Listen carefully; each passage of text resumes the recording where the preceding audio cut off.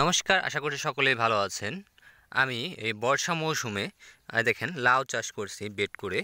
এখানে কিন্তু মানে প্রচণ্ড বৃষ্টি হয়েছে ১৫ দিন যাবৎ, মানে রোপণের পরের থেকে কিন্তু প্রচণ্ড বৃষ্টির ফলে কিন্তু আপনার গাছগুলা অতটা গ্রোথ ভালোভাবে হয় নাই, এবং কি সেই সাথে অনেক পোকার আক্রমণ এবং কি আপনার মানে অনেক রোগের আক্রমণও ঘটছে, মানে অনেকগুলা গাছ মারাও গেছে। আমি সেটা দেখাবো। তো চ্যানেলটিতে যারা নতুন দেখছেন ভিডিওটা, তারা অবশ্যই চ্যানেলটি সাবস্ক্রাইব করে আশা করছি পাশে থাকবেন, এবং কি পাশে থাকা বেল আইকনটি দাবিয়ে আমাকে মানে ভিডিও করার যে অনুপ্রাণিতা সেটা আপনারা বৃদ্ধি করবেন আশা করছি। তো এইখানে দেখেন আমি শশা যে করছিলাম সেই মালচিং দিয়ে কিন্তু আমি এই লাউয়ের বেডটা করছি।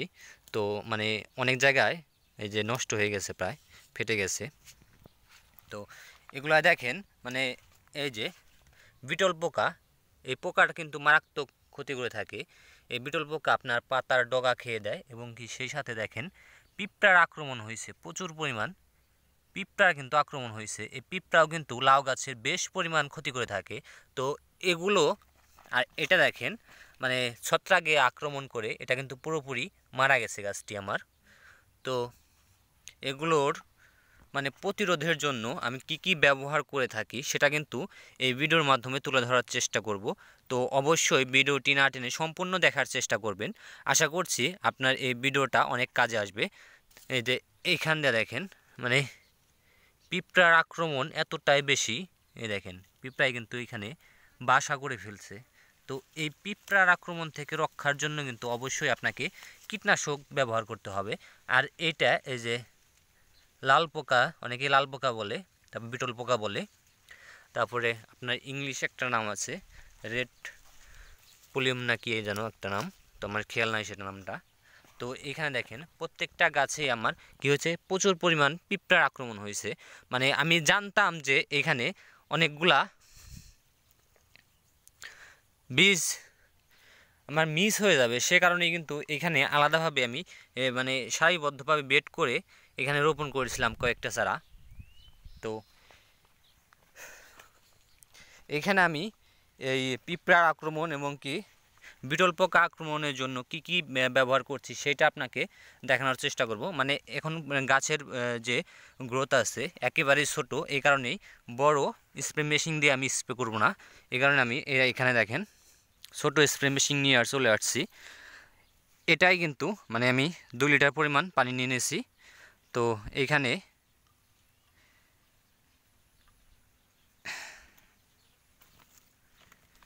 পিঁপড়ার জন্য এটা বেশ কার্যকরী একটা ওষুধ ফকার।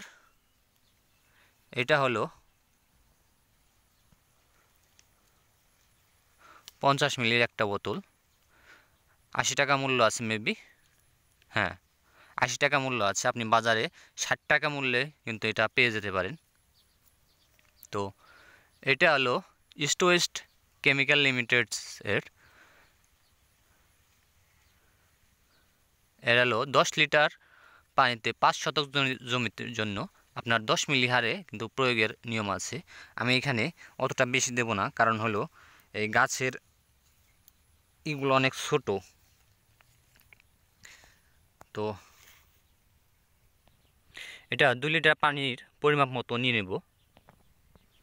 তো এইখানে গোড়া পোকার জন্য আমি ইকোপিড নিয়েছি, এটাও ইস্ট ওয়েস্ট কেমিক্যাল লিমিটেডস কোম্পানির।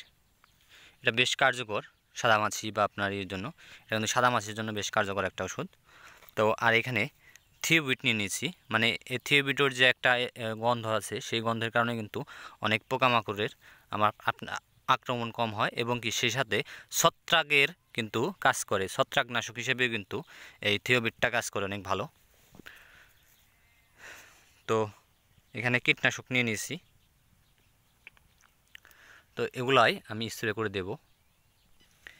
এখানে থিওবিট এবং কি ইকোপিট এবং কি ফকার, এই তিনটা কিন্তু মিক্স করে আমি এখানে স্প্রে করে দেব। আশা করছি বেশ ভালো একটা রেজাল্ট পাবো।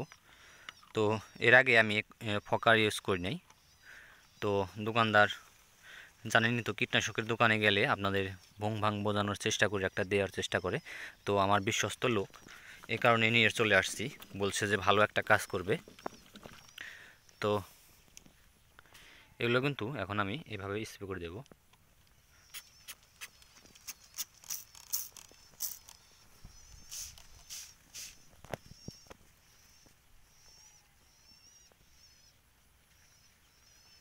এভাবে প্রত্যেকটা গাছে কিন্তু আমি স্প্রে করে দেব।